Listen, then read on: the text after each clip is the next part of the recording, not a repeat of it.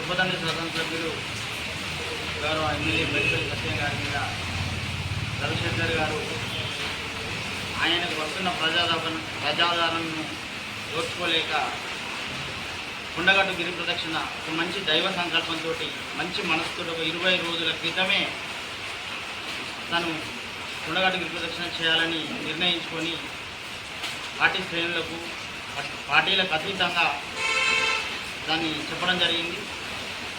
అది దైవ సంకల్పం. ఆయన మంచి మనసుకు ప్రజలకు ఏదో నా చొప్పదండి కాన్స్టిట్యూన్సీ ప్రజలు రాష్ట్రం మొత్తం మంచిగా ఉండాలనే ఒక మంచి సంకల్పంతో తీసుకున్న నిర్ణయానికి దేవుడు సైతం కనుకరించి గిరి ప్రదక్షిణకు ముందే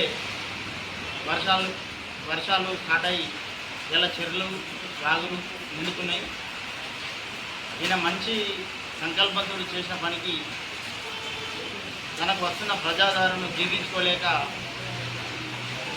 టీఆర్ఎస్ పార్టీ నాయకులు అనవసరమైన ఆరోపణలు చేస్తున్నారు. నిన్న వాళ్ళు మేము ధర్నా చేస్తేనే నీళ్ళు వచ్చినాయి అని చెప్పుకుంటారు. అది వాస్తవం తెలుసుకోవాలి. వర్షాలు పడ్డాయి, ఎల్లంపల్లి ప్రాజెక్టులకు నీళ్ళు వచ్చినాయి అంటే వెంటనే కాలువ ద్వారా నీళ్లు విడుదల చేయడానికి ఎమ్మెల్యే గారు వెంటనే ఆదేశాలు ఇచ్చి నీళ్లు విడుదల చేయించారు. దానికి వీళ్ళు మేము ధర్నా చేస్తేనే నీళ్ళు వచ్చినాయి అని అనడం వారికే అది తెలవాలి. మేడిపల్లి సత్యం గారికి రైతుల బాగోగుల గురించి హర్నిశలు తెలుసు.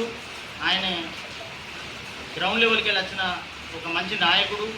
ప్రజల మంచి చెడు కష్ట సుఖాలను ఎమ్మెల్యే కాకముందే వాళ్ళ మంచి చెడులను తను వాళ్ళ దగ్గరుండి చూసిన వ్యక్తి. ఆయనకు ప్రజలకు ఎప్పుడు నీళ్ళు ఇవ్వాలి, పంటలకు ఎప్పుడు శ్రేష్ కావాలని తనకు తెలుసు.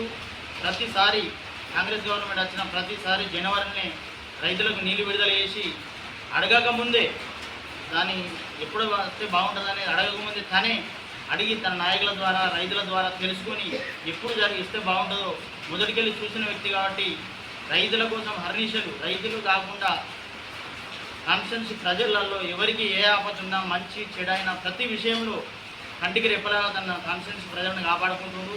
ఇంతకంటే గొప్ప నాయకుడు, ఇంత మంచి మనసున్న నాయకుడు చొప్పదండి ప్రజలకు దొరకడం నిజంగా అదృష్టమే.